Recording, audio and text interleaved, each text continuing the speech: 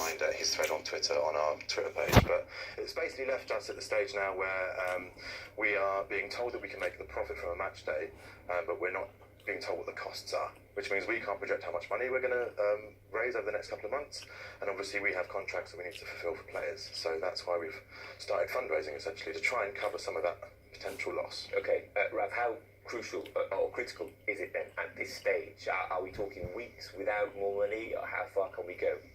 In an ideal world, what we're fundraising for is to get through to the new year.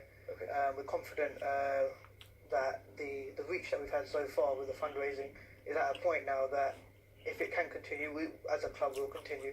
I think the support that we've had is great, but we're very confident as a football committee and alongside with the supporters that we'll be okay. Yeah, I mean, it is at the heart of it an affordable housing issue, and the company that owns the ground wants to build houses, but isn't happy with what Surrey Council wants in terms of the number of affordable houses. Is it annoying that is now affecting a club which has been around for more than a century? I think it's annoying, but speaking from a personal capacity, like there shouldn't really be a question about putting affordable housing in London.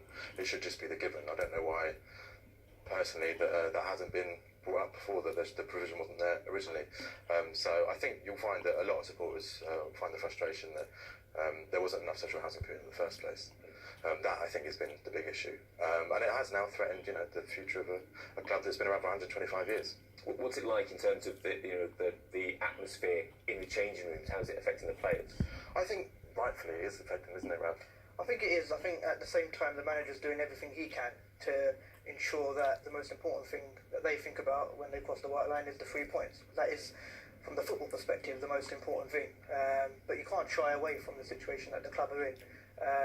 And yeah, I'm convinced that the players are aware, but they're doing their utmost to ensure that we stay top of the table and focus solely on the football side of things. Is this fundraising appeal a stopgap measure? Because ultimately you can't rely on the fans to bankroll the club forever. Essentially, it is at this point kind of a fail-safe for us. At the moment, as you say, we don't know how much money we can make on a match day. We will find out more over the next week. We have a home game on Tuesday, so we should be a little bit more clued up on what we can do. We don't think as a football club that we're unsustainable. We have record gates. We have a huge amount of support. So we feel that sometimes somewhere there's some kind of miscommunication in terms of numbers. So we're confident that going forward we'll be able to make up that shortfall. It just so happens that this month we don't have any home games. Yeah. The ones we do have are on Tuesdays, which always affects attendance. So it's the worst month this could have possibly happened for us. Because that really affects you, doesn't it? Because you're not getting people through the gates at your gates, and so therefore you're not getting that revenue. Cash flow is a massive issue at this level of football, so it's really hard to kind of to manage, essentially. I mean, it does beg to ask the question that actually when you've got so much money in football, that why at the lower down levels, the grassroots levels, and this is not grassroots, but do you know what I mean, why there isn't more financial support and help from those that are making a fortune?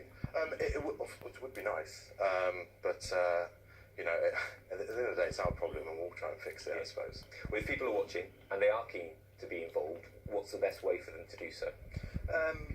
Best thing to do, we've got a PayPal link, we've got a Just Giving page. If you can donate to those, that would be amazing. Importantly as well, come to a match day and actually see what it is, what we are all about as a club. Because physically seeing something with your own eyes can just make you want to donate that little bit more, or just go that little bit of an extra mile. So come to the club, donate to the 12th Man Stand, donate to the Dulwich Hamlet Supporters Trust, and everything I'm sure will be okay. The hundreds of older